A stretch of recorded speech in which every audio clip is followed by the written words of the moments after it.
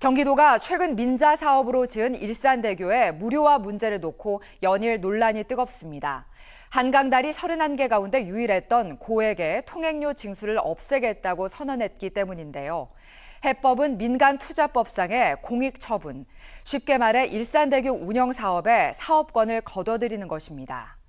경기도는 공익 때문이라는데 도민 세금을 김포와 고양, 파주 시민 이익을 위해 쓰는 게 맞는 건지 의견이 분분합니다. 오늘 한뼘더에서는 공익 처분 결정이 과연 일산대교 문제 해결의 최선인지를 놓고 여러 쟁점과 한계 등을 짚어보겠습니다. 갈태훈 기자입니다. 차량이 쉴 새 없이 통과하는 일산대교 요금소. 소형차 기준으로 꼬박꼬박 1,200원을 내야 합니다. 매일 출퇴근하는 운전자라면 1년간 60만 원이 들어갑니다. 이용객들의 불만이 끊임없이 이어졌지만 운영사인 국민연금공단은 요지부동입니다. 소상공인들이나 안 그러면 출퇴근자가 있어요.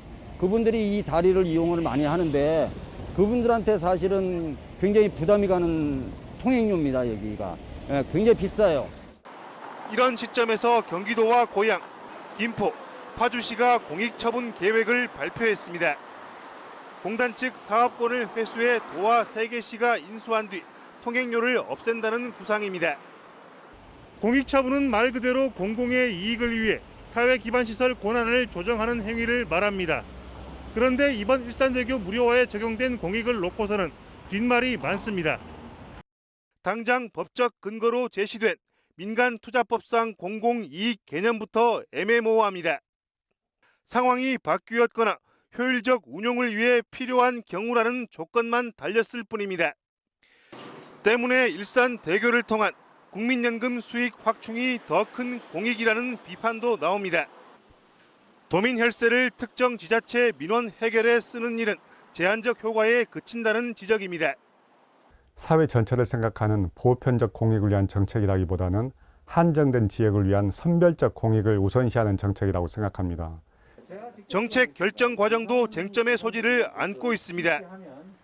사업비가 2천억 원 미만이어서 자체 심의로 공익 처분이 가능하다는 게 경기도 설명입니다. 민간투자심의위원회를 마쳤고 이후에 청문 절차를 거쳐서 10월에 공익 처분이 결정되면 일산대교 무료 통행이 곧바로 시행됩니다. 하지만 경기도 심의위는 도의 목소리가 짙게 담길 수 있는 구조입니다. 도청 실 국장급 이상 13명, 민관위원 12명으로 구성되어 있기 때문입니다. 이 가운데 행정 1부지사가 위원장, 기조실장이 부위원장을 맡습니다. 반면 2천억 원 이상의 민자 사업을 다루는 중앙심의위는 가결 자체가 쉽지 않습니다. 기재부 장관을 위원장으로 각 행정부처 차관 6명 정도가 당연직 위원입니다. 기재부 장관이 교육부나 국방부 차관을 지휘할 수는 없는 만큼 독립성이 상대적으로 보장됩니다. 민간위원 8명도 선뜻 어느 한쪽 편을 들기가 어렵습니다. 이런 공익처분이 발동된 자체 적법성이나 절차적 합법성에 대해서 경기도의 그 처분이 법률적으로 정당한지에 대해서 지금 검토 중이에요. 경기도는 현행 법규를 충실하게 준수했다며 문제가 없다는 입장입니다. 그러나 무료화 외 다른 공익적 대안은 제시하지 못한다는 한계도 분명한 만큼 재판으로 번질 가능성이 농후합니다. OBS 뉴스 갈태우입니다.